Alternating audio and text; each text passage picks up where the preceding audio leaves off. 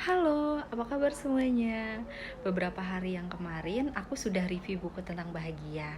Hari ini agak berbeda ya. Aku mau review buku dari James Clear yang berjudul Atomic Habits.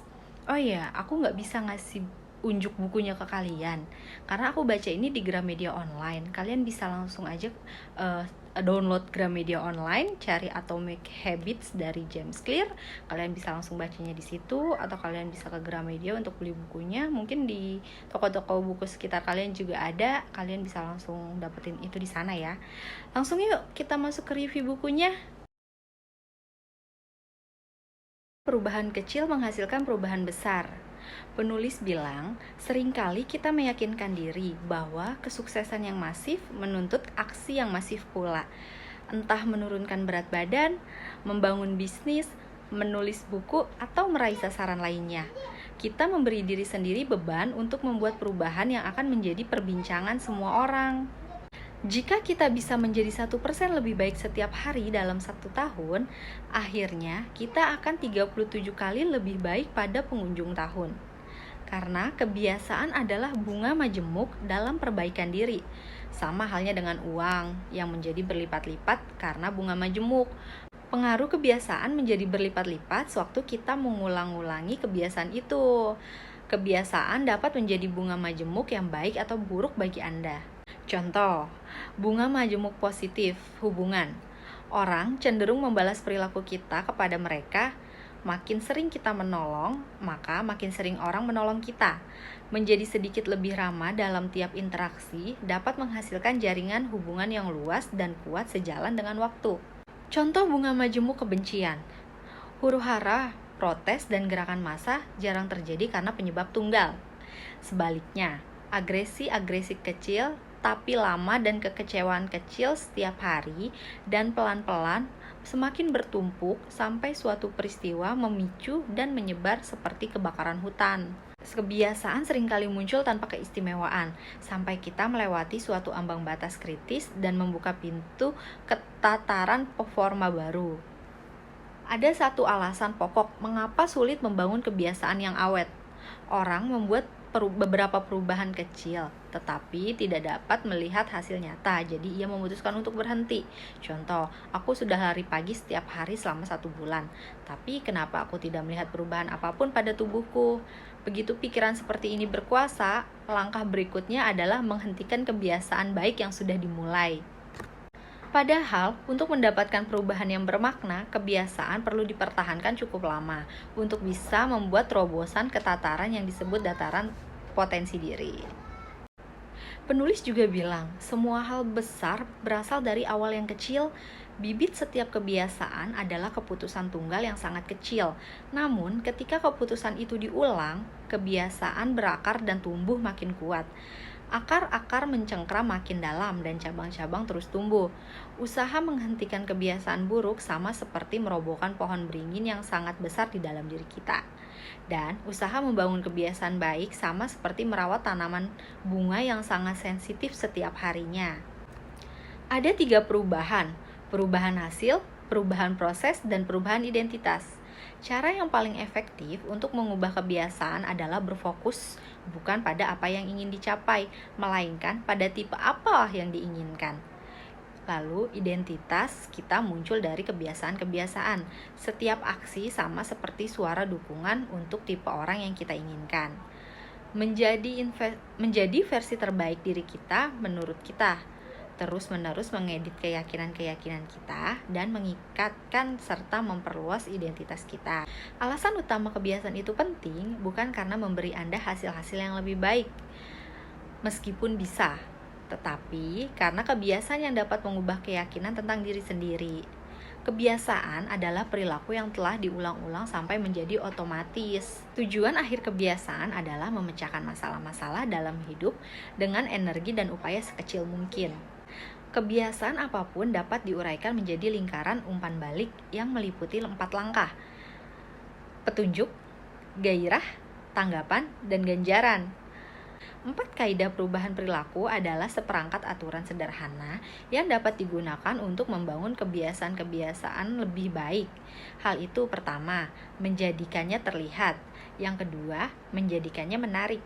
Yang ketiga, menjadikannya mudah. Dan yang keempat, menjadikannya memuaskan. Dengan latihan yang memadai, otak kita akan mengambil petunjuk-petunjuk yang meramalkan hasil-hasil tertentu tanpa secara sadar memikirkannya. Begitu kebiasaan menjadi otomatis, kita berhenti memberikan perhatian pada apa yang sedang kita lakukan. Proses perubahan perilaku selalu dimulai dengan kesadaran. Kita perlu menyadari kebiasaan-kebiasaan kita sebelum dapat mengubahnya. Menunjuk dan mengumumkan meningkatkan kesadaran kita dari kebiasaan di bawah sadar ke tingkat lebih sadar dengan mengumumkan aksi-aksi. Lalu, kartu nilai untuk kebiasaan adalah latihan sederhana untuk menjadi lebih sadar tentang perilaku kita. Kaidah pertama perubahan perilaku adalah menjadikannya terlihat. 2 petunjuk paling umum adalah waktu dan lokasi. Membuat nilai implementasi adalah strategi yang dapat digunakan untuk memasangkan kebiasaan baru dengan waktu dan lokasi tertentu. Rumus niat implementasi adalah aku akan atau perilaku pada waktu di lokasi. Menumpukan kebiasaan adalah strategi yang dapat digunakan untuk memasangkan kebiasaan baru dengan kebiasaan yang sudah ada. Rumus menumpukan kebiasaan adalah setelah adalah kebiasaan sekarang, aku akan adalah kebiasaan yang baru. Sejalan dengan waktu, perubahan-perubahan kecil dalam konteks dapat mengantar ke perubahan-perubahan besar dalam perilaku. Setiap kebiasaan dimulai dengan petunjuk. Kita lebih mungkin melihat petunjuk yang menonjol.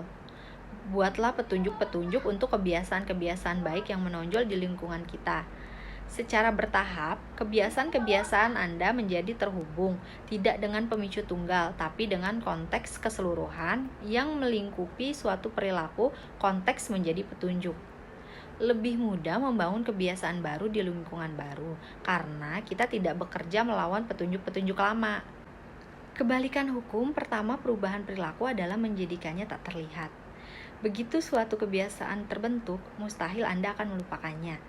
Orang yang terkesan memiliki kendali diri cenderung menghabiskan lebih sedikit waktu dalam situasi-situasi yang menggoda, lebih mudah menghindari godaan daripada melawannya. Salah satu cara paling praktis untuk menghilangkan kebiasaan buruk adalah mengurangi perjumpaan dengan petunjuk yang menyebabkan. Kendali diri adalah strategi jangka pendek, bukan jangka panjang. Kaidah kedua perubahan adalah menjadikannya menarik.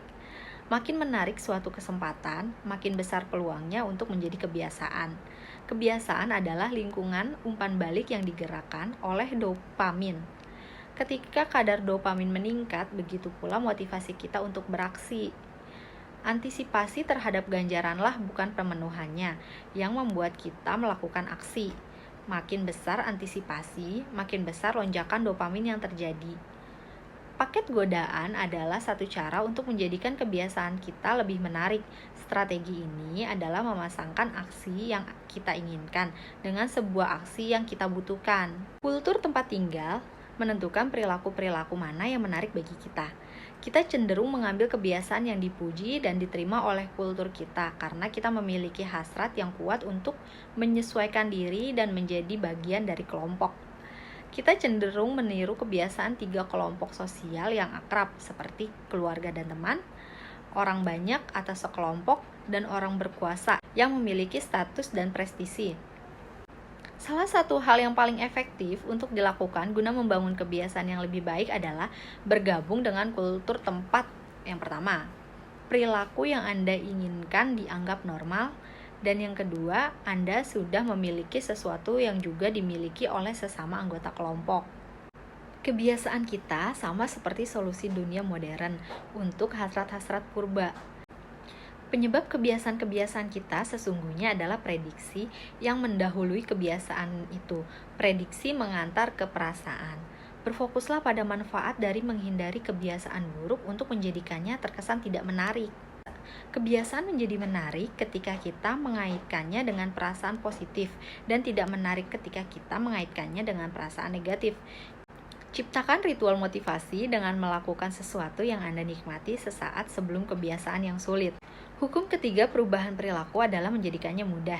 Bentuk pembelajaran paling efektif adalah berlatih, bukan membuat rencana. Pembentukan kebiasaan adalah proses ketika perilaku mengalami kemajuan menjadi lebih otomatis melalui perulangan. Jumlah waktu Anda melatih sebuah kebiasaan tidak sepenting jumlah perulangan dalam melakukannya. Perilaku manusia mengikuti hukum upaya yang sekecil-kecilnya.